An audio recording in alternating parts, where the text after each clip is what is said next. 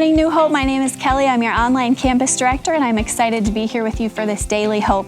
I want to talk for a minute about Timothy and the Bible. And I first was listening to a podcast and heard this verse about him, and it's what Paul wrote to the church at Philippi. And Paul was saying, I'm sending you, this man Timothy, to kind of continue my teachings about Jesus. And he said about Timothy, "For I have no one like him who will be genuinely concerned for your welfare. For they all seek their own interests and not of Jesus Christ, but you know Timothy's proven worth."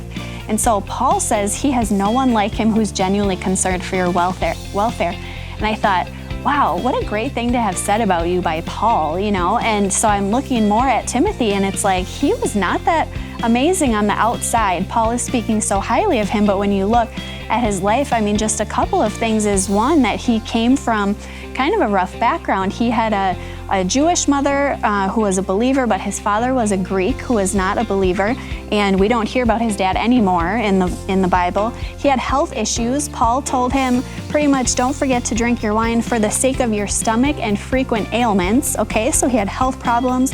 He was really young. That well-known verse about don't let anyone look down on you because you're young, that was written about Timothy. So he was young, he had health issues. There's a bunch of other things I learned too that is, too long to talk about here.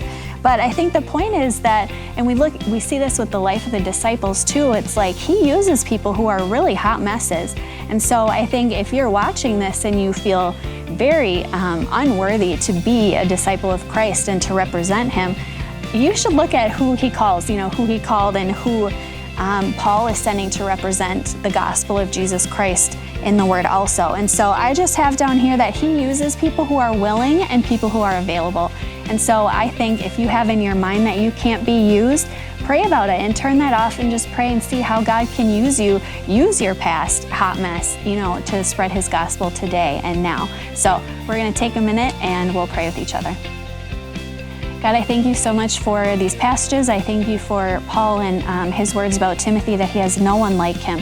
And I pray that we would look at ourselves, look at our own circumstances in a different light, that we wouldn't see all of the terrible things in our lives or even things we're struggling with now, but that we would look to you and just ask you and prayerfully consider, how can you use us? That we're willing and we're available to be used however you have for us to be used. So we just pray that you would speak that to us today. In your name, amen.